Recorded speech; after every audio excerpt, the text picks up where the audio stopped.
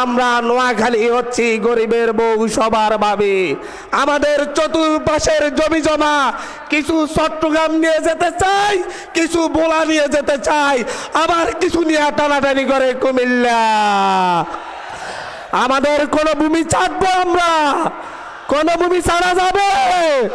নোয়াখালীর প্রত্যেকটি ভূমি রক্ষার দায়িত্ব এই 11 দলীয় জোট নিবে তো?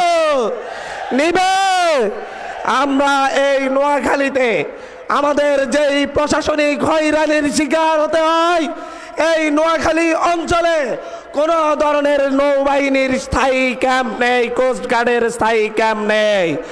অতি দ্রুত নোয়াখালীতে স্থায়ী নৌবাহিনীর ক্যাম্প চাই তো?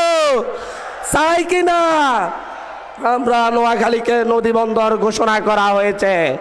এই নোয়াখালীকে যে নদীবন্দর ঘোষণা করা হয়েছে এটার দ্রুত বাস্তবায়ন চাই। এর মধ্য দিয়ে নোয়াখালীর অঞ্চলের মানুষের অর্থনৈতিক সমৃদ্ধি ঘটবে। নোয়াখালীর একটি মাত্র শহর, সেই শহরে জলাবদ্ধতা প্রতিদিনকার সমস্যা। প্রতি বছর হাঁটু পানি দিয়ে, কোমর পানি দিয়ে যাতায়াত করতে হয়। এর দিকে তাকানো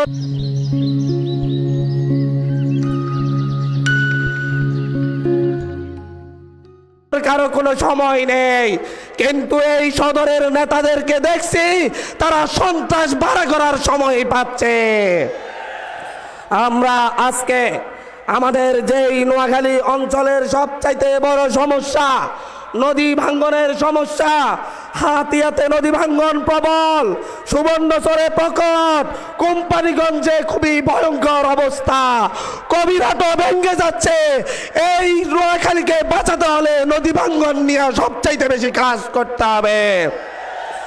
আমরা এই নোয়াখালী অঞ্চলে বাংলাদেশের মেরিন ইউনিভার্সিটি চাই, ফিশারিজ ইউনিভার্সিটি চাই তো? আমরা নোয়াখালী 11 দলীয় ঐক্য জোট সরকার গঠন করলে 11 দলীয় ঐক্য জোটের পক্ষ থেকে কথা দিচ্ছি, নোয়াখালীতে প্রথম ফিশারিজ ইউনিভার্সিটি গড়ে তোলা হবে।